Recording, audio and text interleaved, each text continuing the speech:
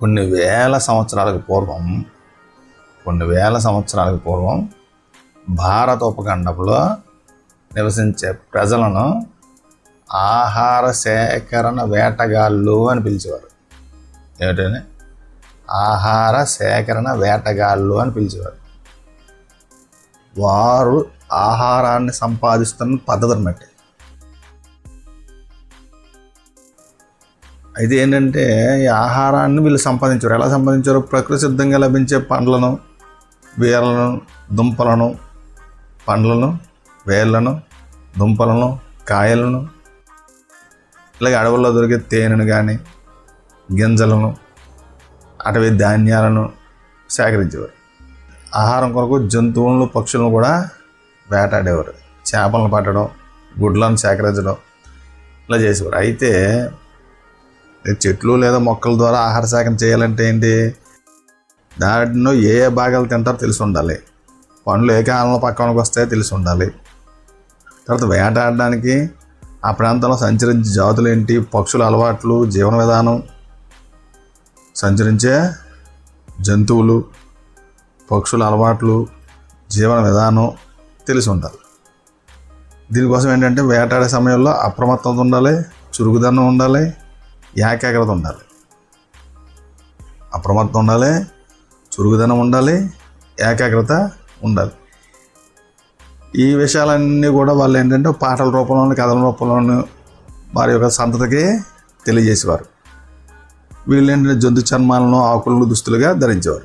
జంతు చర్మాలను, ఆకుల్ని దుస్తులుగా ధరించేవారు. అయితే వీరేంటంటే చిన్న చిన్న గుంపులుగా ఉండి గుహల్లోని, చెట్ల నీడల్లోని, రాతి స్థావరాలను నివసించేవారు.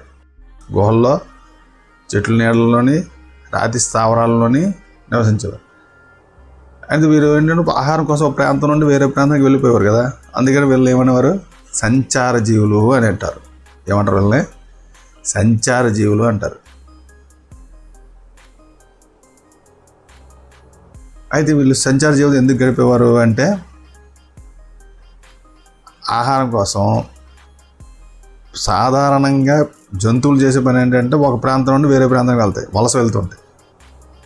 జంతువులు ఒక ప్రాంతం నుండి వేరే ప్రాంతానికి వలస వెళ్తుంటాయి. ఆహార అన్వేషణలో భాగంగా ఆదిమానవులు ఏంటంటే వాటిని వేటాడుతూ వెళ్ళిపోయారు. ఆహార అన్వేషణలో భాగంగా ఆదిమానవులు వాటిని వేటాడుతూ వెళ్ళేవారు. కొన్ని ప్రత్యేక కాలాల్లోనే చెట్లు పళ్ళను ఇస్తాయి. ఆ పళ్ళు దొరికే ప్రాంతానికి వెళ్ళిపోయారు. తర్వాత మానవులు, జంతువులు, మొక్కలు జీవించడానికి ఏంటి? నీరు అవసరం. ఈ నీటి వనరులు, సరస్సులు ఇవన్నీ ఏంటంటే వేసవికాలంలో ఎండిపోతాయి. అప్పుడు ఏం చేసేవారు? ఈ నీరు ఎక్కడ దొరుకుతుందో అక్కడికి వెళ్ళిపోయారు. ఈ విధంగా ఒక గుంపుగా ఒక ప్రాంతం నుండి వేరే ప్రాంతానికి వలస వెళ్తుండేవారు అన్నమాట. అయితే అప్పుడు తర్వాత ఏం జరిగిందంటే ఆదిమానవులు ఏంటంటే నిప్పుని కొనుగొన్నారు.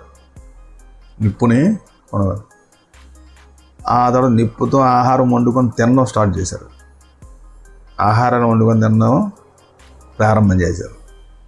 అప్పుడేంటి? క్రూర మృగాలను తరివేయడానికి, గుహల్లో నివసించడానికి, ఈ వేడి కోసం, వెలుగు కోసం ఈ నిప్పు బాగా అవసరమైంది. అందుకని నిప్పుని పవిత్రంగా భావించేవారు.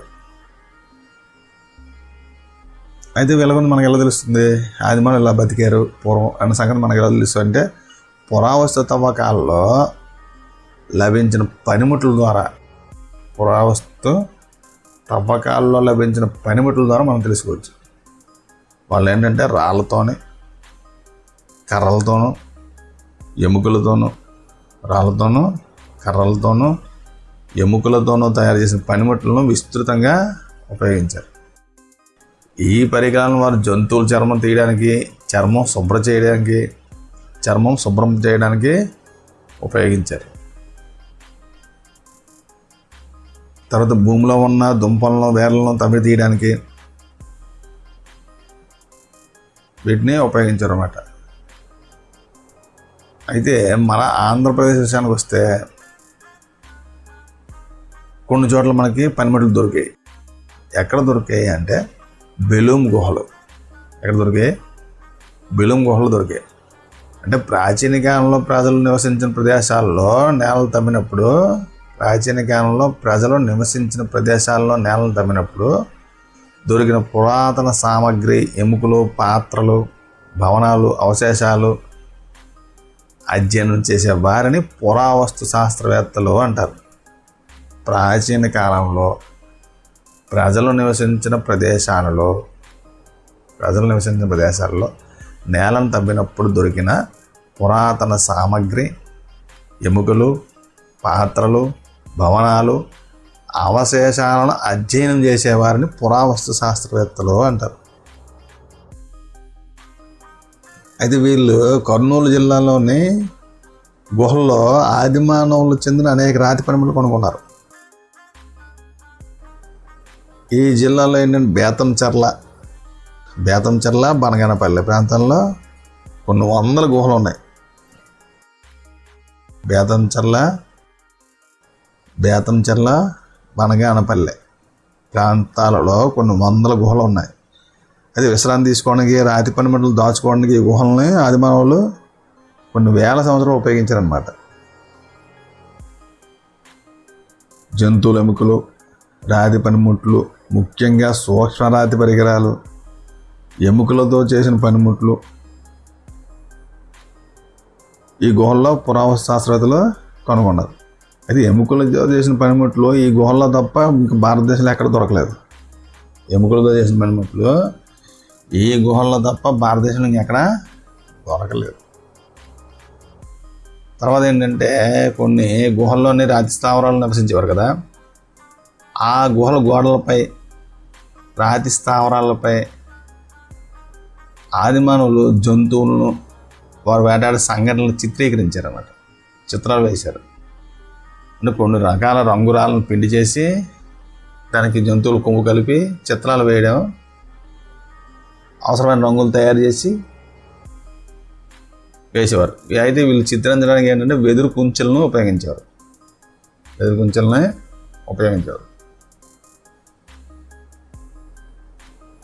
తర్వాత వైఎస్ఆర్ కడప జిల్లాలోనే ఏంటంటే ముద్దనూరు మండలంలో చింతకొండ గ్రామం, ఇక్కడ ఏంటంటే 10 రాతి స్థావరాలు ఉన్నాయి. ఈ రాతి స్థావరాలు ఆదిమానవులు గీసిన చిత్రాలు కనుగొన్నారు. ఇక్కడ 200 పైగా చిత్రాలు ఉన్నాయి, తెలుపు, ఎరుపు రంగుల్లో.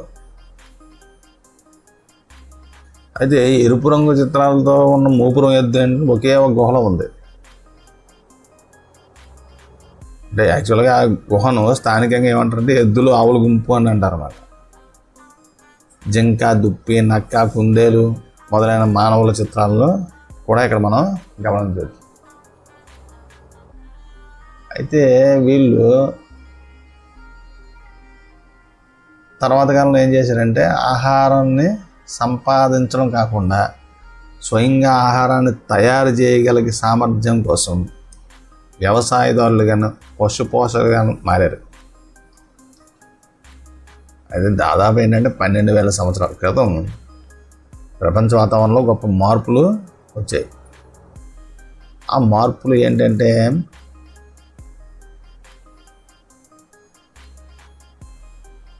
వాతావరణ మార్పులు వచ్చాయన్నమాట. ఆ మార్పుల వల్ల ఏంటంటే సేకరణదారుల నుండి ఆహార ఉత్పత్తిదారులుగా మారిపోయారు మనుషులు. అక్కడ ఏంటంటే వాతావరణ మార్పుల వల్ల మొక్కలు, చెట్లు, గడ్డి భూములు పెరగడం, పచ్చదనం విస్తరించింది. గడ్డి తినే జంతువులు, ఎద్దులు, కోరెలు, మేకలు, జింకలు మొదలైన వాటి సంఖ్య కూడా పెరిగింది. దాంతో జంతువులను మచ్చిక చేసుకోవడం ప్రారంభించారు.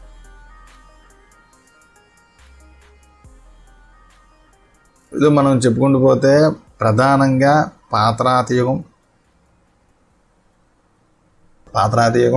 మధ్యరాతి యుగం, కొత్త రాతి యుగం 3 రకాలుగా వర్గీకరించవచ్చు. పాతరాతి యుగం, మధ్యరాతి యుగం, కొత్త రాతి యుగం. పాతరాతి యుగం అంటే పేలియోలిథిక్ యుగం.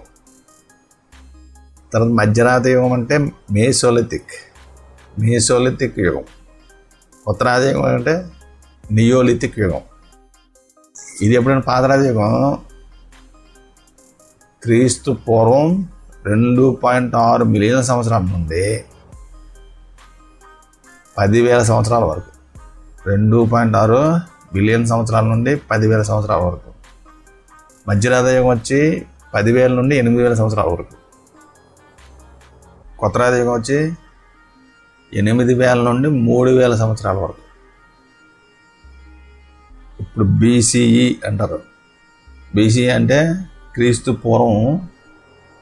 క్రీస్తు పూర్వం అనేది AD అంటే క్రీస్తు శకం గురించి చెప్తుంది. అంటే ఈ కాలంలో ఏంటంటే పంటలు పండించడం, పశు పోషణ, తర్వాత పంటలు పండించడం, పశు పోషణ, తర్వాత ఏంటంటే చిత్రకళలు, ఇవి బాగా అభివృద్ధి చేసుకోవడం జరిగిందన్నమాట. అయితే వీళ్ళు వ్యవసాయం ఎలా చేశారు అంటే ఇప్పుడు క్రమంగా పచ్చదనం విస్తరించింది అనుకున్నాం. దానివల్ల ఏంటంటే మొక్కలు పెరుగుతున్నాయి. దాని ద్వారా విత్తనాలు సేకరించి కొత్త మొక్కలు ఎలా మొలకెత్తాయో మానవులు పరిశీలన ద్వారా చేయడం ప్రారంభించారు అన్నమాట. కావలసిన గింజలను ఏరుకొని వాటిని తీసుకుని వచ్చి మొక్కలుగా పండించడం క్రమక్రమంగా నేర్చుకున్నారు. దీనివల్ల ఏంటంటే మానవులు వరి, గోధుమ, బార్లీ, పప్పులు, తర్వాత పెసలు, శనగ, మునగ పంటలను పండించారు. అయితే పశువులను ఎలా పెంచారు అంటే పశువులు ఏంటంటే ఆహారం కోసం వస్తూ ఉండేవి మానవులు నివసించే ప్రాంతాలకి. అప్పుడు వారు తమ నివాసాల దగ్గర వచ్చే జంతువులను ఆహారాన్ని అందించి మచ్చిక చేసుకోవడం ప్రారంభించారు.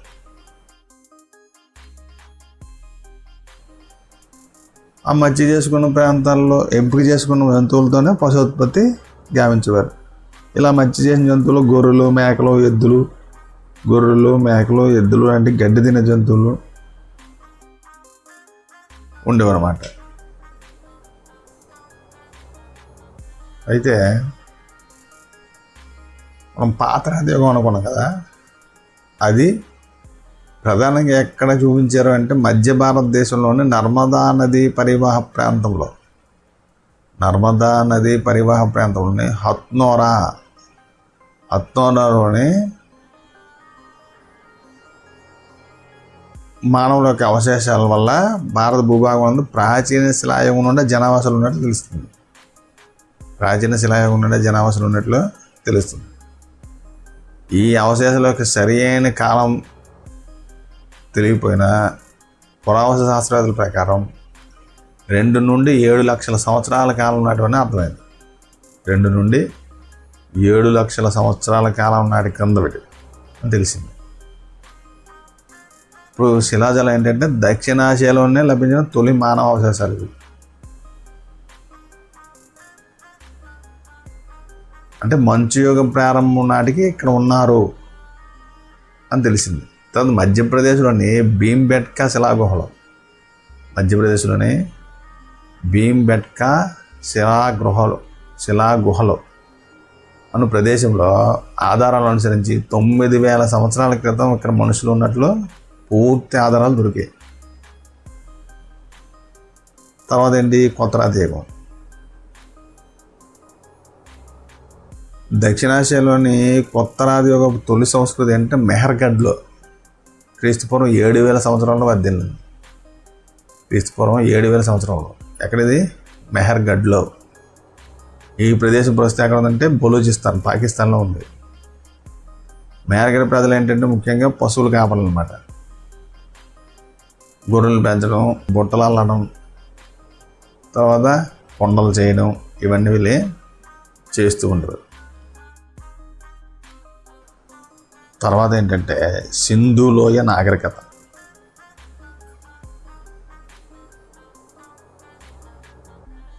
ఏంటిది? సింధు లోయ నాగరికత.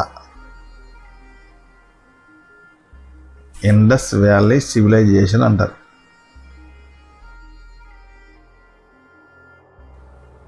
ఇది ఎప్పుడు అంటే 2,500 నుండి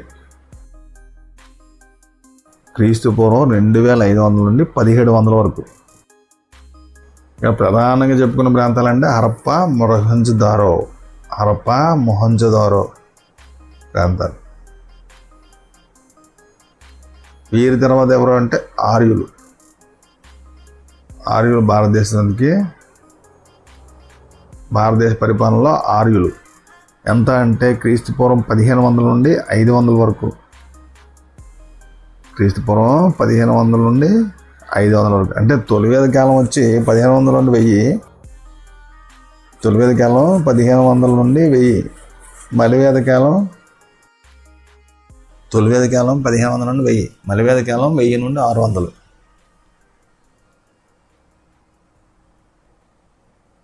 ఇది భారతదేశానికి ఉన్న చరిత్ర ప్రకారం 1920 సంవత్సరంలో హరప్ప, మొహంజదారో ప్రాంతాల్లో జరిపిన తవ్వకాల వలన 1920 సంవత్సరంలో హరప్ప, మొహంజదారో ప్రాంతాల్లో జరిపిన తవ్వకాల వలన మన దేశ చరిత్ర ఏంటి 2000 సంవత్సరాల క్రితమే ప్రారంభమైన అర్థమైపోతుంది. వేదకాలం ముందే మన దేశంలో ఒక అద్భుతమైన ఆధునిక లక్షణాలు గల నాగరికత ఉంది.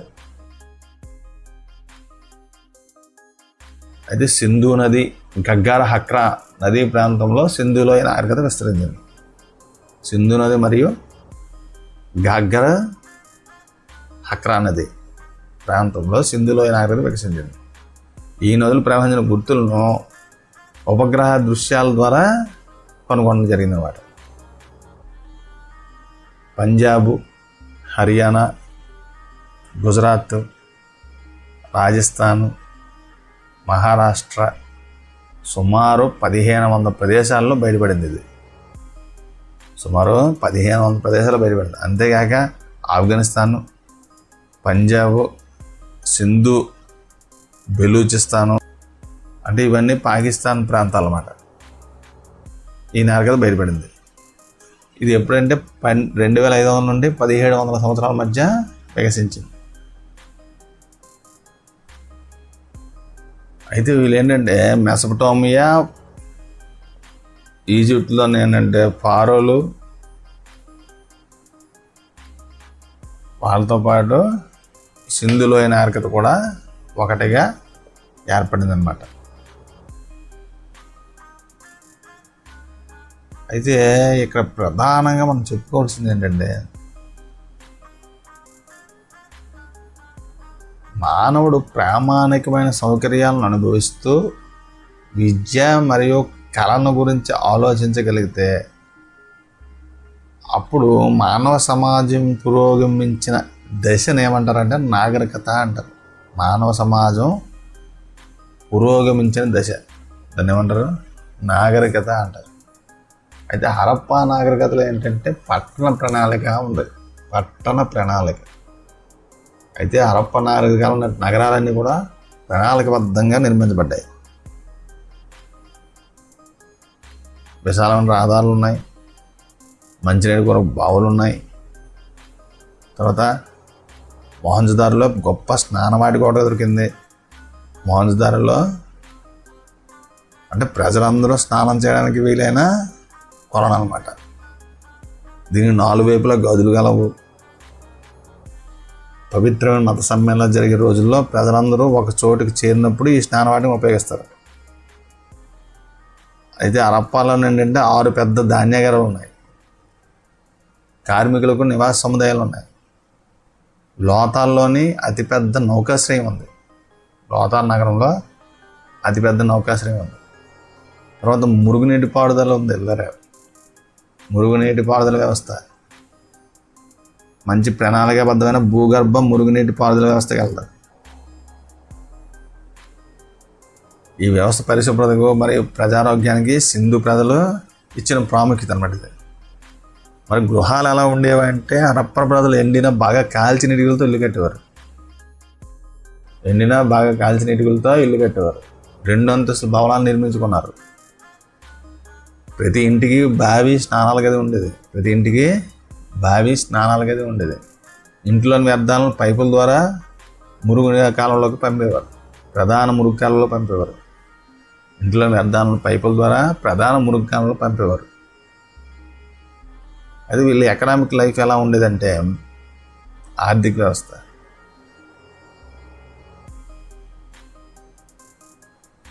ఆహారం ఏంటంటే పంటలు పండించేవారు. ఏంటి? వ్యవసాయం ప్రధాన వృత్తి. గోధుమ, బార్లీ, ఆముదాలు, బఠానీలు, కాయధాన్యాలు మొదలైన పండించేవారు. గోధుమ, బార్లీ, ఆముదాలు, బఠానీలు, కాయధాన్యాలు మొదలైనవి పండించేవారు. వినోదాలు ఏంటంటే నాట్యం, చదరంగం, సంగీతం, గోళీలు, పాచికలు,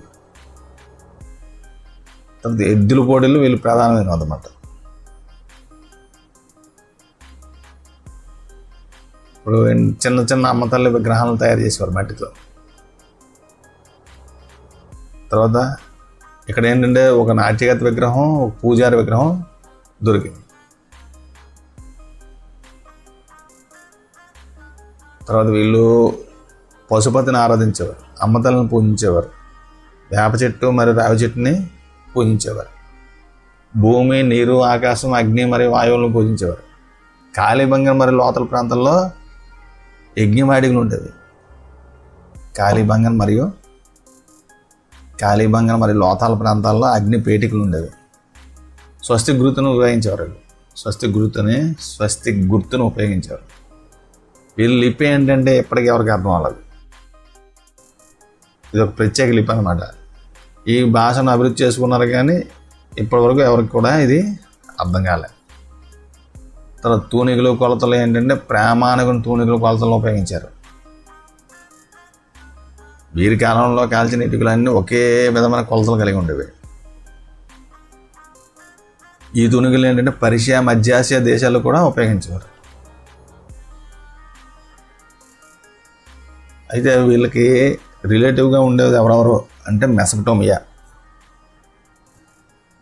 ఎక్కడ ఉంది అంటే యూఫ్రటీస్ మరియు టైగ్రస్ నదులకు దగ్గరలో ఉండేది.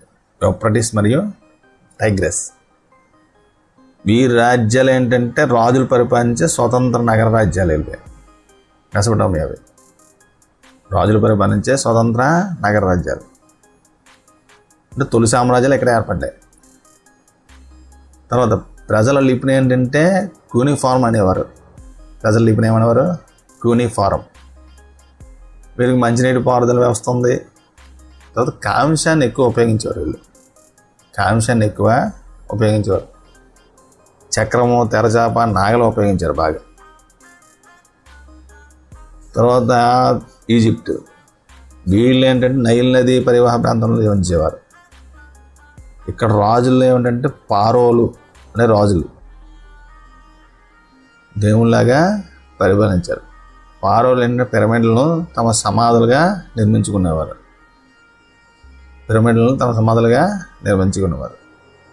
ఇక్కడ ప్రజలు లిపి ఏమిటంటే హోరియోగ్లైఫిక్.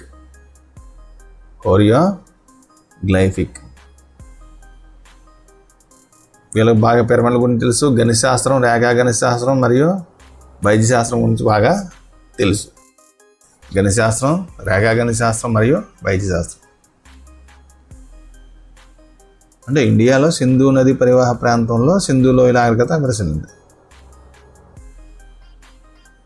ఇక్కడ ఏంటంటే బలమైన కేంద్రీకృత ప్రభుత్వం. ఇక్కడ ప్రణాళికబద్ధమైన నగరాలు కాకపోతే లిపి అర్థం కాలేదు. నగరాలు ఏంటి? గ్రిడ్ ఆకరణలు ఉండేవి. మంచి పైపులు వేసే వ్యవస్థ ఉంది. మురుగు మరియు వ్యర్థ పదార్థాలను బయటికి పంపించేవారు. తర్వాత చైనా, హొయాంగ్హో నది. ఇదిగేంటిది? హొయాంగ్హో నది. సమాజము మరియు కుటుంబం ముఖ్యమైన వీళ్ళకి. తర్వాత సామాజిక వర్గాల విభజన కూడా ఎక్కువే. వ్రాత ఉంది, సిల్క్ ఉంది వీళ్ళ దగ్గర.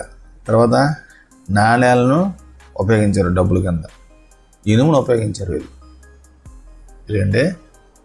ఇనుమును ఉపయోగించారు.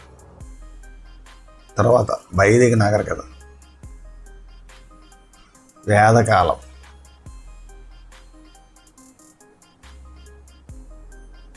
వేదం కాలంలో సమాజం గురించి తెలుసుకోవాలంటే ప్రధానంగా మనకు ఉండేవి ఏంటంటే ఆధారాలు. ఏం ఆధారాలు ఉన్నాయి? వేద సాహిత్యం.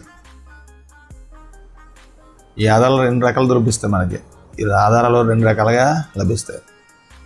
ఒకటి ఏంటంటే ఆ వాన్మయ ఆధారాలు, 2 పురావస్తు ఆధారాలు.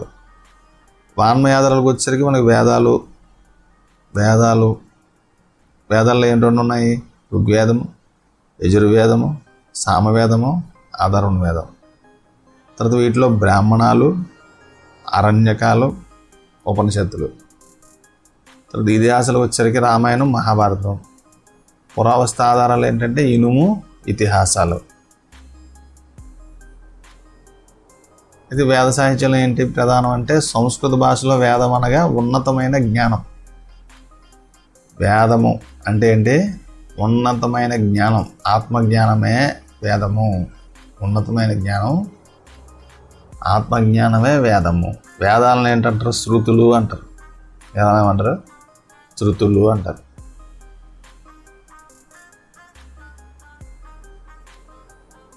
అయితే యోగాకు కూడా వేదాలే ఆధారం అన్నమాట. అయితే వేదాల్లో లోతైన ఆధ్యాత్మిక మరియు శాస్త్రీయ విజ్ఞానం ఉంది. ఆధునిక కాలంలో దయానంద సరస్వతి ఏం చెప్పారంటే వేదకాలానికి మరల వెళ్ళాలి అని పిలుపునిచ్చారు. స్వామి దయానంద సరస్వతి ఏం చెప్పారు? వేదకాలానికే మరల వెళ్ళాలి, గో బ్యాక్ టు వేదాస్. ఇప్పటికి కూడా చాలా యూనివర్సిటీల్లో అంటే విశ్వవిద్యాలయాల్లో, ఇతర దేశాల్లో ఈ వీటి మీద పరిశోధనలు జరుగుతున్నాయి. మనకి వేదాలు ఎన్నో చెప్పుకున్నాం. ఋగ్వేదము, యజుర్వేదము, సామవేదము, అధర్వణ వేదం. ఋగ్వేదం ఏం చెప్తుందంటే ఋషులు సంకలనం చేసిన శ్లోకాలు ఇవి. యజుర్వేదము యజ్ఞయాగాది క్రతువుల్లో పాటించవలసిన నియమాలు. యజ్ఞయాగాది క్రతువుల్లో పాటించవలసిన నియమాలు. సామవేదం ఏంటంటే పాటల రూపంలో ఉన్న ప్రార్థనల యొక్క సంకలనం అన్నమాట. పాటల రూపంలో ఉన్న ప్రార్థనల యొక్క సంకలనం. పాటల రూపంలో ఉన్న ప్రార్థనల యొక్క సంకలనం. అధర్వణ వేదం ఏంటి? శ్లోకాలు మరియు పాటల యొక్క సంకలనం. తర్వాత బ్రాహ్మణాలు ఇవేం చెప్తాయంటే వేదాలను శ్లోకాలు, క్రతువులు మరియు తత్వాల గురించి గద్య రూపంలో ఉంటాయి. వేదాల్లోని శ్లోకాలు, క్రతువులు మరియు తత్వాల గురించి గద్య రూపంలో ఉంటాయి. అరణ్యకాలు ఇదేంటంటే విద్యావాదము, క్రతువులు, సంస్కారాల గురించి తెలియజేస్తుంది. తర్వాత ఉపనిషత్తులు ఏంటంటే ఆత్మ, ప్రకృతి యొక్క రహస్యాల గురించి తెలియజేసే గ్రంథాలు ఇవి. అయితే వేదకాలాన్ని మనం 2 రకాలుగా వర్గీకరించవచ్చు. ఒకటి తొలి వేదకాలము, 2 మళ్ళీ వేదకాలం. తొలి వేదకాలం అంటే క్రీస్తు పూర్వం 1500 నుండి 1000 వరకు. మళ్ళీ వేదకాలం క్రీస్తు పూర్వం 1000 నుండి 600. అయితే వేదకాల సమాజం ఏంటంటే వేద సంస్కృతి పంజాబ్ ప్రాంతం ఎగువ గంగా మైదానంలో విలసిల్లిందని చెప్తారన్నమాట. అయితే చాలామంది యొక్క అభిప్రాయం ఏంటంటే వాయువ్యం నుండి భారత ఉపఖండంలోకి వలసలు జరిగాయి అని చెప్తారు. అంటే భారత ఉపఖండం వాయువ్య భూభాగంలో ఋగ్వేదంలో ఆరంభకాల వేద సమాజం గురించి వర్ణించబడింది.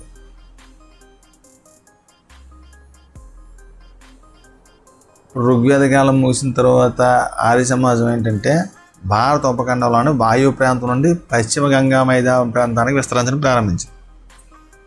వాయువ్య ప్రాంతం నుండి పశ్చిమ గంగా మైదానం ప్రాంతానికి విస్తరించడం ప్రారంభించింది. తర్వాత ఇది వ్యవసాయ సమాజంగా మారింది. అయితే ఈ తొలి వేద కాలంలో ఏంటంటే కుటుంబమే సమాజానికి ప్రాథమిక అంగం. తండ్రి కుటుంబానికి పెద్ద. ఉమ్మడి కుటుంబ వ్యవస్థ అమల్లో ఉంది. యుద్ధ ఖైదీలను ఏంటంటే దాసులను పిలిచేవారు. ఒకే భార్యను కలిగి ఉన్న ఈ కాలంలో సాధారణం అన్నమాట. స్త్రీలకు మంచి గౌరవం ఉండేది. వేదాలు అధ్యయనం చేసేవారు. స్త్రీలు తమ భర్తను స్వయంవరం ద్వారా ఎంపిక చేసుకునేవారు. వితంతువులు తిరిగి వివాహం చేసుకునేవారు. అంటే ఘోష, అపార, లోపముద్ర, ఇంద్రాణి, విశ్వభర వంటి విద్యావంతుల స్త్రీలు ఉండేవారు ఇక్కడ ఈ కాలంలో. వీళ్ళు వేషధారణ అంటే వాస, ఆదివాస అని ఉండేది. అంటే దోవతి ఒకటి, శరీరంపై కప్పుకునేది ఒకటి. దుస్తులు బంగారు దారంతో కుట్టేవారు.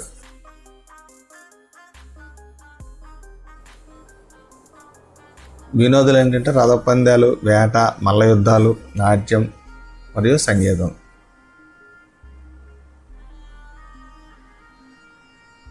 విద్యకు ఎక్కువ ప్రాధాన్యం ఇచ్చేవారు, గురుకులం ఉండేవి. బోధన, అభ్యసన, అభిప్రాయ ప్రక్రియల్లో అన్ని విద్యా సంస్థలు పూర్తి స్వేచ్ఛ ఉండేది. ఈ విద్యాలయాలు ఏంటంటే యుద్ధతంత్రం, వేదాంతం, వ్యవసాయం, పశువుల పెంపకం, హస్తకళలు నేర్పేవారు. ఆహారం, పంటలు. ఆహారం ఏంటంటే బియ్యము, బార్లీ, బీన్స్ మరియు నువ్వులు ప్రధానంగా పండించేవారు. మతం ఏంటంటే ఆర్యులు దేవుడు ఒక్కడే నమ్మేవారు. దేవుడిని అనేక విధాలుగా ఆరాధన చేరుకోవద్దని నమ్మేవారు. ప్రపంచం అంతా ఒకే చైతన్యం వ్యాప్తి చెంది ఉందని నమ్మేవారు. ప్రతి వ్యక్తి దేవుని అంశం జన్మించాడని నమ్మేవారు. యజ్ఞాలు చేసేవారు.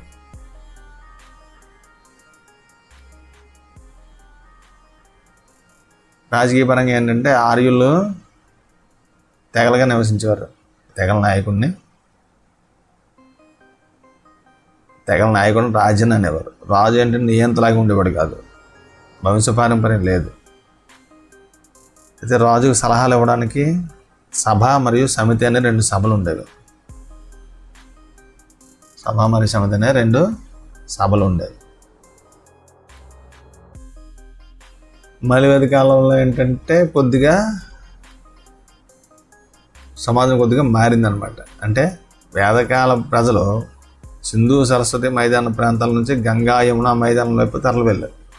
వింధ్య పర్వతాలను దాటి దక్షిణాపథం వైపు వెళ్ళారనమాట. మలివేద కాలంలో రాజు శక్తివంతుడైపోయాడు. సభా సమితుల ప్రాధాన్యం కోల్పోయి తర్వాత రాజరికం ఏంటంటే వారసత్వంగా మారిపోయింది. తర్వాత ఏంటంటే ఆశ్రమ వ్యవస్థ స్టార్ట్ అయింది. ఆశ్రమ వ్యవస్థ, వర్ణ వ్యవస్థ ప్రారంభమయ్యాయి. తర్వాత స్త్రీల స్థానం దిగజారిపోయింది.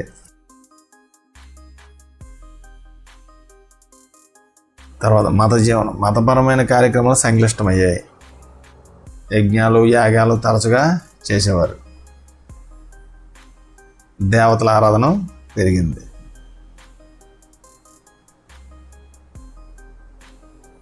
అది ఇతిహాసాలు ఏంటంటే రామాయణం వాల్మీకి మహర్షి రచింపబడింది.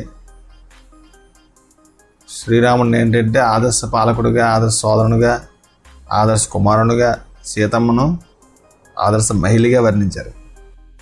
మహాభారతాన్ని సంస్కృతంలో వేదవ్యాసుడు రచించాడు. అధర్మంపై ధర్మం సాధించిన విజయమే మహాభారతంగా చెప్పబడింది. అధర్మంపై ధర్మం సాధించిన విజయమే మహాభారతంగా చెప్పబడింది. అయితే ఇక్కడ ఈ కాలంలో మహాజనపదాలు ఏంటంటే క్రీస్తుపూర్వం 600 నాటికి భారతదేశంలో గంగా పరివాహ ప్రదేశంలో మరియు సింధు పరివాహ ప్రదేశంలో 16 రాజ్యాలు విస్తరించాయి. వీటిని మహాజనపదాలు అంటారు. ఈ మహాజనపదాల కాలంలోనే ప్రధానంగా భాష ఏంటంటే సంస్కృతం. ఈ సాధారణ జనభాష మాత్రం ప్రాకృతము. ఈ కాలంలో ఏంటంటే ప్రధానంగా గౌతమ బుద్ధుడు, తర్వాత ఎవరు మహావీరుడు వచ్చారు. సింధులోయ నాగరికత యొక్క ముఖ్యమైన ప్రదేశాలు కొన్ని ఉన్నాయి. సింధులోయ నాగరికత యొక్క ముఖ్యమైన ప్రదేశాలు కొన్ని ఉన్నాయి. అవి ఏంటంటే భారతదేశం మరియు ఆఫ్ఘనిస్తాన్ మరియు పాకిస్తాన్. వీటిలో వివిధ ప్రాంతాలలో సింధులోయ నాగరికత యొక్క ప్రదేశాలు బయటపడ్డాయి, ప్రదేశాలు కనుగొనబడ్డాయి. అయితే సింధులోయ నాగరికత యొక్క కొన్ని ముఖ్య ప్రధాన ప్రదేశాలు ఏంటంటే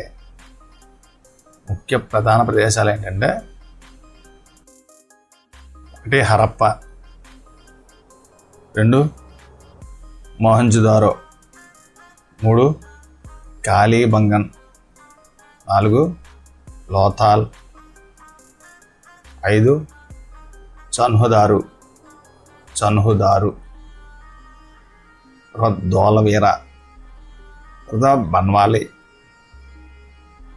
ఈ మొదలైన ప్రదేశాలు మనం ప్రధానంగా చెప్పుకోవచ్చు. ఇందులో మొదటగా చూస్తే హరప్ప. ఇక్కడ తవ్వకాలు ఎప్పుడు జరిపారంటే 1921లో దయారాం సాహ్ని, ఎవరో దయారాం సాహ్ని నేతృత్వంలో ఇక్కడ ప్రదేశాల్లో తవ్వకాలు జరపడం జరిగింది. అయితే ఇది ఎక్కడ ఉంది అంటే పశ్చిమ పంజాబ్లోని, ఎక్కడుంది ఇది? పశ్చిమ పంజాబ్లోని సాహివాల్ జిల్లా రావి నది ఒడ్డున ఉంది. కాకపోతే దీన్ని అంచనా ఏంటంటే ఇది ఒక పట్టణ కేంద్రం అని, సింధు లోయకి నాగరికతకి ఇది ఒక పట్టణ కేంద్రంగా ఉండవచ్చు అని అభిప్రాయం అన్నమాట. అయితే హరప్పాలో బయటపడిన ప్రధాన పురావస్తు పరిశోధనలు ఏంటంటే ఇక్కడ 6 ధాన్యాగారాలు దొరికాయి 2 వరుసల్లో. తర్వాత పనివారి నివాసాలు ఉన్నాయి, తర్వాత ఏంటంటే మాతృదేవత శిల్పం దొరికింది. తర్వాత సింధు లిపోన కొండలు దొరికాయి, టెర్రకోట బొమ్మలు దొరికాయి, తర్వాత ఎద్దుల బళ్ళు దొరికాయి, తర్వాత ఏంటంటే ఇసుకరాతి విగ్రహాలు దొరికాయి, 2 ఇసుకరాతి విగ్రహాలు దొరికాయి.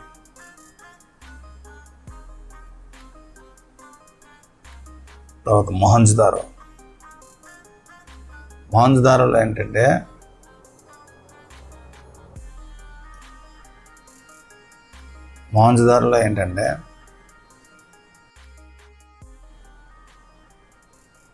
సింధులోయ నాగరికత ప్రాంతం నుండి వెలుగు తీసిన రెండో ప్రదేశం ఏంటంటే మొహంజదారో. ఇది 1922లో ఆర్డి బెనర్జీ బృందంతో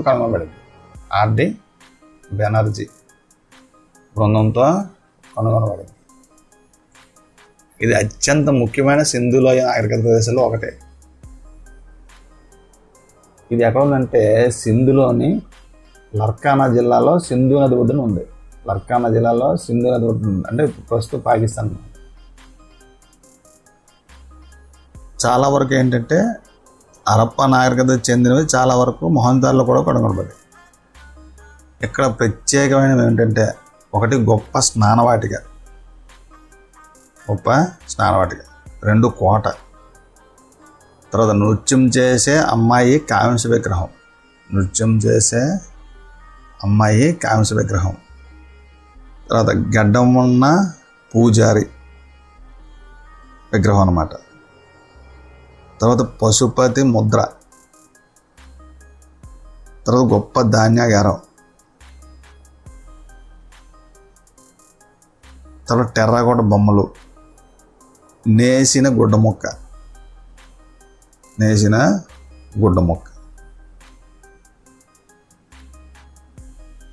తర్వాత చన్హుదారో. ఇది 1931లో చన్హుదారో అని పిలువబడే హరప్పా ప్రదేశం. ఇక్కడ ఎవరంటే ఎన్జి ముజుందార్ అతని బృందంతో ఇక్కడ తవ్వబడింది అనమాట. ఈ ప్రదేశం కూడా ఎక్కడంటే సింధులోని, అంటే పాకిస్తాన్లోని నవాబ్షా జిల్లాలో సింధు నది ఒడ్డున ఉంది. ఇది మొహంజదారోకి ఏంటంటే దక్షిణాన ఉందన్నమాట. ఈ ప్రదేశం యొక్క పురావస్తు పరిశోధన నుండి సింధులో నాగరికతకు తయారీ కేంద్రంగా ఉందని, బహుశా పాడుబడిన నగరం అని మనం ఊహించవచ్చు అన్నమాట. సింధులో నాగరికత యొక్క తయారీ కేంద్రం ఇది. ఇందులో ఎటువంటి కోట లేని ఏకైక సింధు నగరం ఇది. ఏంటంటే ఎటువంటి కోట లేని ఏకైక సింధు నగరం. ఇక్కడ దొరికిన వస్తువులు ఏంటంటే పూసల తయారీదారుల కర్మాగారం, పూసల తయారీదారుల కర్మాగారం. కాటుక మరియు లిప్స్టిక్ వాడకం, కాటుక మరియు లిప్స్టిక్ల వాడకం. కూర్చున్న డ్రైవర్తో కార్టు యొక్క ముద్ర దొరికింది, కూర్చున్న డ్రైవర్తో కార్టు యొక్క ముద్ర. తర్వాత లోతాలు. ఇదేంటంటే పురావస్తు శాస్త్రవేత్త అయిన ఆర్ రావు 1953లో సింధులోయ నాగరికతలో ముఖ్యమైన ప్రదేశాన్ని లోతాల్ నగరాన్ని కనుగొన్నారు. లోతాల్ నగరాన్ని ఇది సబర్మతి నది ఒడ్డున గుజరాత్లోని గల్ఫ్ ఆఫ్ కాంబే, లేదంటే గల్ఫ్ ఆఫ్ కంబాట్ అంటారు, సమీపంలో ఉన్నాం. ఇదేంటంటే దేశంలోని పురాతనమైన డాక్ అన్నమాట, డాక్ కలిగి ఉంది. అంటే రేవు పట్టణం అన్నమాట. ఈ రేవు ఏంటంటే సబర్మతి నది ద్వారా నగరాన్ని అరేబియా సముద్రం కలుపుతుంది. ఈ రేవు ఏంటి సబర్మతి నది ద్వారా నగరాన్ని అరేబియా సముద్రం కలుపుతుంది. ఇది నగరం మొత్తం నాగరికతలో ఒక ముఖ్యమైన వాణిజ్య కేంద్రం. లోతలు బహుశా హరప్ప నాగరికత యొక్క మాంచెస్టర్ అనే పురావస్తు శాస్త్రవేత్తల యొక్క అభిప్రాయం అన్నమాట.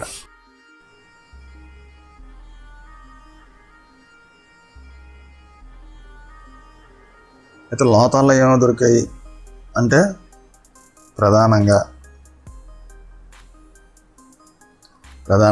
పోర్ట్ మరియు డాక్ యార్డ్, ఒకే కోట. లోతాల యొక్క ప్రత్యేక లక్షణం ఏంటంటే వీధికి ఎదురుగా ప్రవేశ ద్వారం ఉన్న ఇల్లు ఉంది. తర్వాత తెలివైన నక్క కథతో ముద్ర ఒకటి,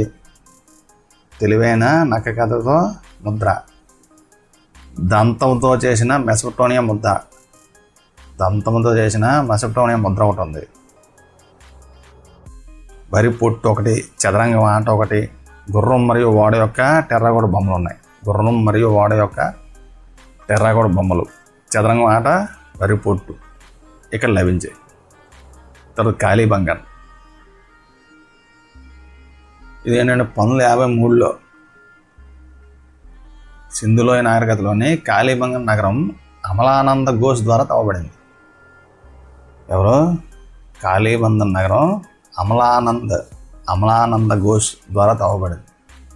ఇది రాజస్థాన్లోని హనుమాన్గర్ జిల్లాలో గగ్గర్ నది ఒడ్డున ఉంది. ఈ నది ఏంటంటే పురాతన సరస్వతి నది యొక్క అవశేషం అన్నమాట. సరస్వతి నది యొక్క అవశేషం. కాళీబంగంలో దున్నిన పొలాలు ప్రపంచంలోనే మొట్టమొదటి దున్నిన పొలాలని పురావస్తు శాస్త్రవేత్తల యొక్క అభిప్రాయం. కాళీబంగంలో దున్నిన పొలాలు ప్రపంచంలోనే మొట్టమొదటి దున్నిన పొలాలు అని పురావస్తు శాస్త్రవేత్తల యొక్క అభిప్రాయం. ఇక్కడ బయటపడిన విషయాలు ఏంటంటే కాలిన గాజులు, అగ్ని బలిపీఠాలు, ఎండబెట్టిన ఇటుకలు, దున్నిన పొలాలు, చెక్క నాగలి, తర్వాత ఒంటి ఎముకలు, తర్వాత రాగి ఎద్దు,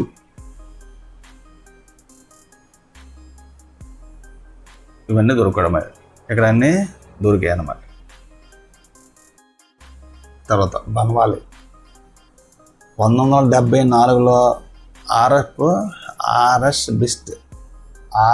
బిస్ట్ ద్వారా వెలికి తీసిన సింధులోయ నాగరికత యొక్క ముఖ్యమైన పురావస్తు ప్రదేశంలో బన్వాలి ఒకటి.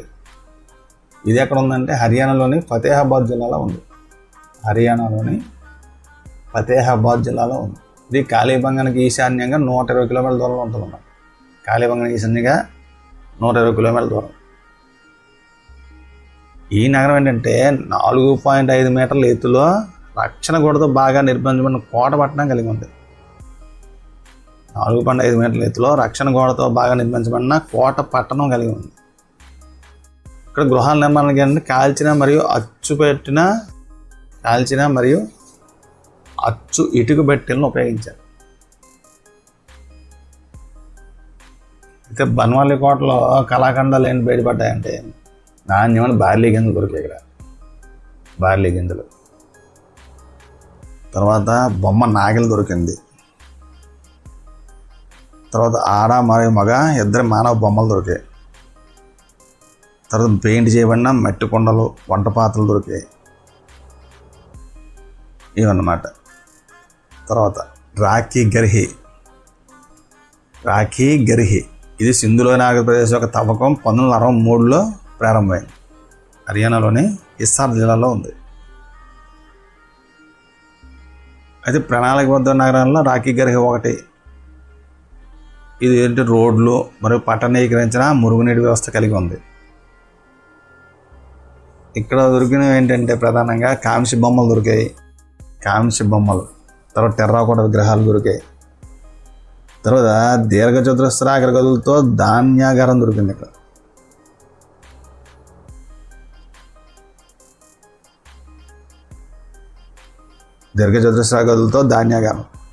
వెండి మరియు కాంస్య కళాఖండాలపై పత్తి వస్త్రం యొక్క జాడలు కనిపించేవి. తర్వాత దోలవీర ఏంటంటే 1967లో మొదటిసారి కనుగొనబడింది. ఆర్ఎస్ బిస్తీ ద్వారా 1985లో తవ్వకాలు జరిగాయి. ఇది కూడా సింధులోయ నాగరికత యొక్క అతిపెద్ద ప్రదేశంలో ఒకటి. ఇది గుజరాత్లో కచ్ జిల్లాలో ఉంది.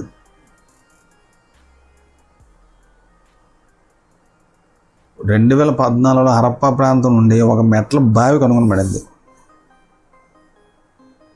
ఇదేంటంటే గ్రేట్ బాత్ ఆఫ్ మొహంజదారో కంటే 3 రెట్లు పెద్దది. దోలవీర మాట. ఇక్కడ తవ్వకాలు ఏంటంటే రిజర్వాయర్లు కనుగొనబడ్డాయి. నీటి నిర్వహణ వ్యవస్థ ఉపయోగించారని తెలుస్తుంది. అయితే ఇక్కడ మొత్తం నగరం ఏంటంటే 3 భాగాలకు విభజించబడింది. ఒకటి కోట, మధ్యపట్టణం మరియు దిగువ పట్టణం. ఇటువంటి విభజన కలిగిన ఏకైక హరప్పా ప్రాంతం ఏంటంటే ఇది ఒకటే, దోలవీర. ఈ నగరం యొక్క ప్రణాళిక ఏంటంటే సమాంతర చతుర్భుజం. ఇక్కడ దొరికిన వస్తువులు ఏంటంటే సైన్ బోర్డు ఒకటి దొరికింది. పెద్ద నీటి రిజర్వాయర్లు మరియు కట్టలు దొరికాయి. ఆనకట్టలు దొరికాయి. రథం యొక్క బొమ్మ దొరికింది. తర్వాత నిర్మాణంలో రాళ్ళ వినియోగం గురించి కూడా తెలిసింది.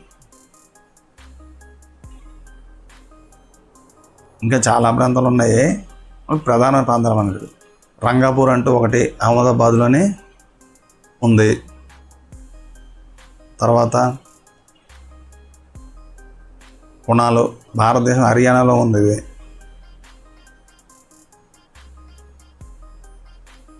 అమ్రీ పాకిస్తాన్లోని సింధులోని దాద్ జిల్లాలో ఉంది. తర్వాత ఆలంగీర్పూర్ భారతదేశం ఉత్తరప్రదేశ్లో మీరట్ జిల్లాలో ఉంది. ఇలాగ కొన్ని ప్రదేశాలు కనుగొనడం జరిగింది.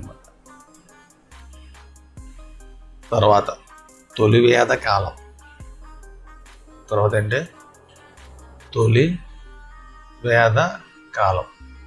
తొలివేద కాలం ఎప్పటి నుండి ఎప్పటి వరకు 1500 నుండి క్రీస్తు పూర్వం 1500 నుండి 1000 మధ్యకాలం. దీన్నే ఋగ్వేద కాల నాగరికత అని కూడా అంటారు. ఇక్కడ ఏంటంటే ప్రజలు తెగలుగా జీవించేవారు. పశువులతో తిరిగేవారు అన్నమాట. ఆ పశువులతో తిరిగే బృందాలను ఏమిటంటే గ్రామం అనేవారు.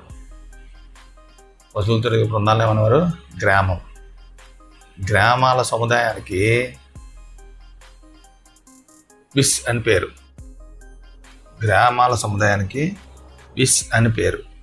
గ్రామాధిపతిని గ్రామణి అనేవారు. గ్రామణి. అయితే వీరికి ఏంటంటే పచ్చిక బయలు కోసం యుద్ధాలు జరిగేవి. వీళ్ళ మధ్య పచ్చిక బయలు కొరకు యుద్ధాలు జరిగేవి. వీటికి ఏమిటంటే గవిస్తి అని పేరు. గవిస్తి అంటే గోవుల కొరకు అన్వేషణ అని అర్థం. గణనాయకుడిని ఏమనేవారంటే రాజన్ లేదంటే సామ్రాట్ అనేవారు. గణనాయకుడిని రాజన్ లేదా సామ్రాట్ అనేవారు. అయితే రాజులకి సలహాలు ఇచ్చేవంటే 2 సంస్థలు ఉండేవి. ఒకటి ఏంటి సభ, 2 సమితి. సభ అనేది ఏంటంటే వయోవృద్ధుల సభ, అంటే ఏంటంటే కార్యనిర్వాహక విధులు కలిగి ఉండేవి. తర్వాత సమితి ఏంటంటే సాధారణ సభ అన్నమాట. గణ అంటే యుద్ధ మండలి. గణ అంటే ఏంటి? యుద్ధ మండలి. ఆయుధాలు గుర్రాలకు సంబంధించి నిర్ణయాలు తీసుకునేది అనమాట. ఆయుధాలు గుర్రాలకు సంబంధించిన నిర్ణయాలను తీసుకుంది. విధాత అనేది ఏంటంటే ఇక్కడ మహిళల సభ. ఈ కాలంలో రాజు అంటే గణ ప్రముఖుడు అని అర్థం. ఇక్కడ రాజు అంటే ఎవరంటే గణ ప్రముఖుడు అని మాత్రమే అర్థం అనమాట. అయితే గణ సభ్యులు ఏం చేసేవారంటే రాజుకు బలి అని చెల్లించేవారు.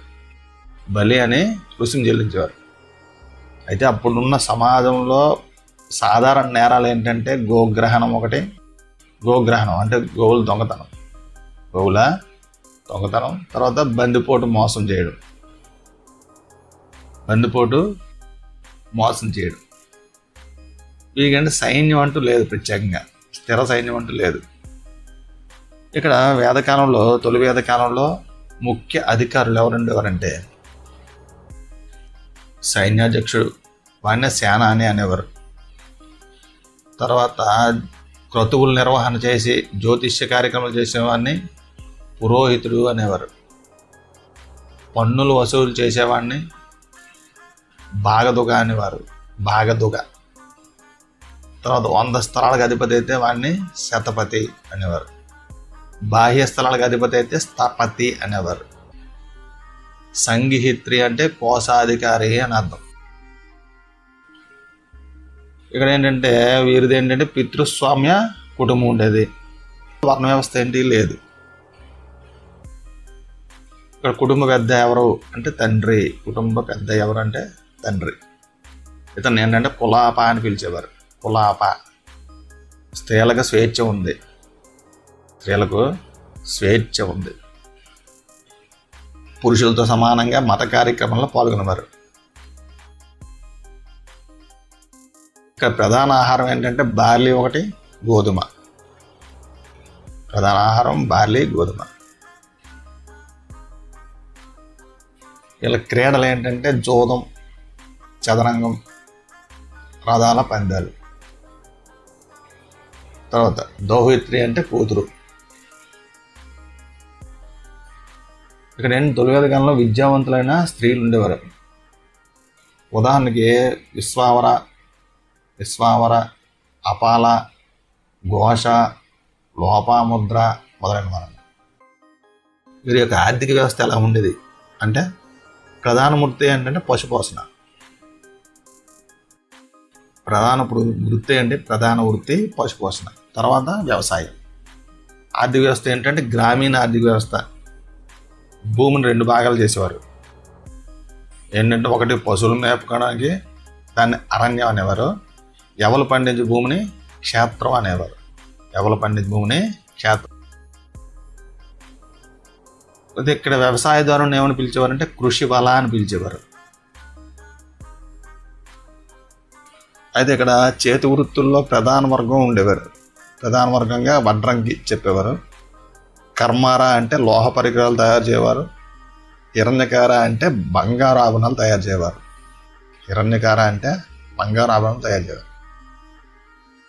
కర్మార అంటే లోహ పరికరాలు తయారు చేయవారు. చేతి వృత్తుల్లో ప్రధాన వర్గం ఏదంటే వడ్రంగి. తర్వాత మతపరంగా చూస్తే ప్రకృతి శక్తులను ఆరాధించేవారు. కాబట్టి ఏంటంటే ఈ ప్రధాన దేవతలు ఎవరంటే ఇంద్రుడు మొదటి స్థానం. ఇతనే యుద్ధ వీరుడు, యుద్ధ దేవుడు అనేవారు. ఇతన్ని మొదటి స్థానం ఎవరో ఇంద్రుడు. ఇతన్ని యుద్ధ దేవుడు అనేవారు. తర్వాత ఎవరు? అగ్ని. దేవతలకు ఆర్యులకు మధ్యవర్తి అన్నమాట. తర్వాత ఎవరో? వరుణుడు, వాతావరణ దేవత. నీతి, ధర్మం, శీలం మొదలైన కలిగిన దేవుడు అనమాట. సోముడు ఎవరు అంటే వృక్షాధిపతి. ఇతని పేరు మీద సోమరసం అని పిలవబడింది. అశ్విని దేవతలు ఏంటంటే వైద్యానికి ప్రధానంగా. అశ్విని దేవతలు వైద్యానికి. ఇక్కడ స్త్రీ దేవతలు ఎవరెవరంటే అదితి, అదితి అంటే ఎవరంటే దేవతలకు తల్లి. ఉషస్సు అంటే ప్రాతకాల దేవత. తర్వాత మరుత్తులు అంటే వాతావరణం సంబంధించి వాయుదేవతలు అన్నమాట. మామూలుగా తుఫాన్ దేవతలను కూడా పిలుస్తారు. తర్వాత ఎవరు? సావిత్రి సౌర దేవత. కుషాన్ వివాహాల దేవత. అయితే ఇక్కడ పూజా విధానాలు ఏంటంటే ప్రార్థనలు, శ్లోకాలు, యజ్ఞాలు, యాగాలు చేసేవారు అన్నమాట. ప్రార్థనలు, శ్లోకాలు, యజ్ఞాలు, యాగాలు చేసేవారు. తర్వాత ఏంటంటే మలివేద కాలం. మలివేద కాలంలో ప్రధానంగా ఎప్పటి నుండి చెప్పుకున్నాం? క్రీస్తు పూర్వం 1000 నుండి 600 మధ్య కాలం. యజుర్వేదం, సామవేదం, అధర్వ వేదంగా చెప్పవచ్చు. యజుర్వేదం, సామవేదం, అధర్వ వేదం. ఈ కాలంలో ఏంటంటే ఆర్యులు గంగా మైదానానికి విస్తరించారు. ఇక్కడ ఏం జరిగిందంటే ఇక్కడ రాజకీయ వ్యవస్థ పరంగా చూస్తే రాజు దైవాన్ సంబోధుడిగా మారిపోయాడు. ఇక్కడ రాజు దైవాన్ సంబోధుడిగా మారిపోయాడు. సభా సమితులు అనేవి ఇంక లేవన్నమాట. అంటే వాడి యొక్క ప్రాశస్త్యం తగ్గిపోయింది. రాజు సారగంధనే 12 మంది అధికారులు నియమించబడ్డారు. వారినే ద్వాదశ రత్ని అంటారు. వారు ఎవరంటే సేనాని, తర్వాత పురోహితుడు, రాణి, యువరాజు, బంగదుగ అంటే పన్నులు వసూలు చేయవాడు, సంగ్రహిత్రి అంటే కోశాధికారి, తర్వాత సంధి విగ్రహం విదేశీ వ్యవహారాలు, వ్రజపతి అంటే పచ్చిక బయలుకి అధిపతి, తర్వాత క్షాత్రి అంటే రాజు గొడుగు పట్టేవాడు,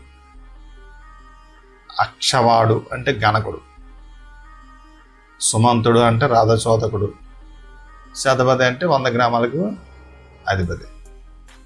ఇక్కడ ప్రధాన వృత్తిగా మారింది ఏంటంటే వ్యవసాయం. ఇక్కడ ఇనుము బాగా వాడుకలోకి వచ్చింది. అయితే మొదట ఇనుముని ఎక్కడ ఉపయోగించారంటే గాంధార ప్రాంతంలో ఉపయోగించారు. ఆఫ్ఘనిస్తాన్లో గాంధార ప్రాంతంలో ఇనుమును ఉపయోగించారు. నాగల దేవత ఎవరంటే సీత. సీత. రాజుకు ప్రధాన ఆదాయం ఎవరు వచ్చేదంటే బలి, స్వచ్ఛందంగా లభించేది. తర్వాత బాగా అంటే పంటలో 1/6 వంతు.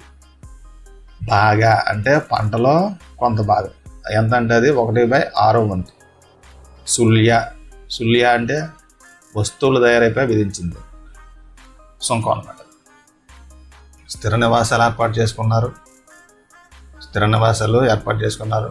భూమికి విలువ ఏర్పడింది. ప్రధాన పంటలు ఏంటంటే బార్లీ, వరి, గోధుమ.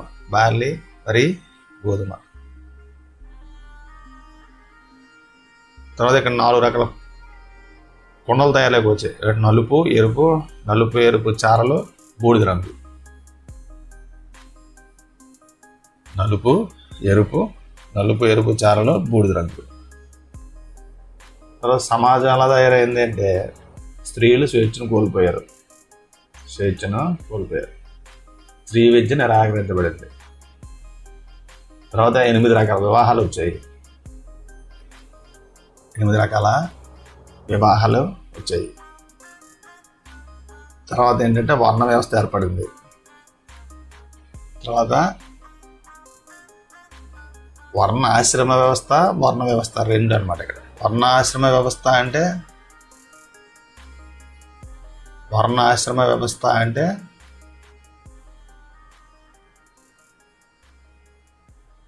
బ్రహ్మచర్యం, గృహస్థం, వానప్రస్థం, సన్యాసం. బ్రహ్మచర్యం, గృహస్థం, వానప్రస్థం, సన్యాసం, ఇవి 4. ఇక్కడ ఏంటంటే 6 జీవిత ధర్మాలు ఏంటంటే చాతుర్విధ ధర్మాల కింద వచ్చాయి. ఒకటి అంటే ధర్మార్థ కామ మోక్షం అంటారు. ధర్మం, అర్థం, కామం, మోక్షం, ఈ 4 ప్రధానంగా చతుర్విధ ధర్మాలుగా మారాయి. ఇక్కడ ఎవరు ఉన్నారంటే కవయిత్రులు ఉండేవారు. గార్గి మైత్రేయి. గార్గ్యాయ అనేక రకాల ప్రశ్నలతో యాజ్ఞవల్కుని ఇబ్బంది గురి చేసింది. ఇప్పుడు తొలివేద కాలంలో ఉన్న దేవతలు మలివేద కాలంలో లేరు. ఇంద్రుడికి అగ్నికి ప్రాధాన్యత తగ్గింది. బ్రహ్మ విష్ణు మహేశ్వరులకు ప్రాధాన్యత పెరిగింది. యజ్ఞయాగాల క్రతువులకు ప్రాధాన్యత పెరిగింది. తర్వాత మలివేద కాలం రాజులు నిర్వహించిన యాగాలు ఏంటంటే వాజపేయ, అశ్వమేధ, రాజసూయ, నరమేధ యాగాలను చేసేవారు. వాజపేయి అంటే పోటీ రాజులను అంతం చేయడం. అశ్వమేధ అంటే ఇరుగు పొరుగు రాజ్యాలపై ఆధిపత్యం కొరకు చేసేది అన్నమాట. రాజసూయ యాగం దేనికంటే ఆర్థిక వ్యవస్థను ధృవీకరించడం. నరమేధ యాగం అంటే రాజులు కోరిక తీర్చుకోండి. దీన్ని మన చారిత్రక ఆధారాల ప్రకారం చూస్తే విష్ణుకుండిన రాజు అయిన మాధవవర్మ, రెండవ మాధవవర్మ, విష్ణుకుండిన రాజు రెండవ మాధవవర్మ నరమేధ యాగాలు చేసినట్టు చరిత్ర మొత్తంలో నేను ఒక్కడే ఉన్నట్టు చరిత్రకారులు చెప్తున్నారు అన్నమాట. ఏకైక చక్రవర్తి రెండవ మాధవవర్మ, విష్ణుకుండిన రాజు ఇతను నరమేధ యాగాలు చేసినట్టు ఆధారాలు ఉన్నాయన్నమాట. ఇంకెక్కడా లేవు. ఉపనిషత్తులు ఏమంటే వేదాంతాలు అంటారు. ఇవి యజ్ఞయాగాలను ఖండించాయి.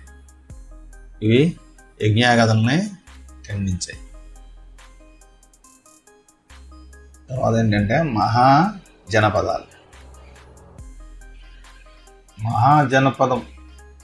అంటే ప్రధానంగా జనపదం అనే పదానికి అర్థం ఏంటంటే ప్రజల పాదం అని అర్థం.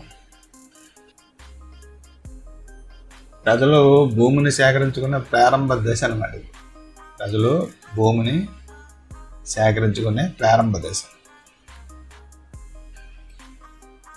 ఇదే ఈ 16 ఏంటంటే ఒకసారి చూద్దాం. అంగ, అస్సక లేదంటే అస్మక, అవంతి, చేది, గాంధార, కాశీ, కాంబోజ, కోసల, కురు, మగధ, మల్ల, మచ్చ, పాంచాల, సూరసేన, వృజి, వత్స. ఈ మొత్తం 16 మహాజనపదాలు అనేవారు. అయితే ఇవేంటంటే మెయిన్గా బౌద్ధ మత గ్రంథాలలో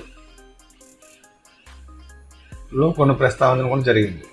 కాకపోతే ఇవన్నీ కూడా బుద్ధుడి కంటే ముందే ఏర్పాటు జరిగింది. బుద్ధుని రాకముందే ఇవన్నీ ఏర్పాటు చేయడం జరిగింది.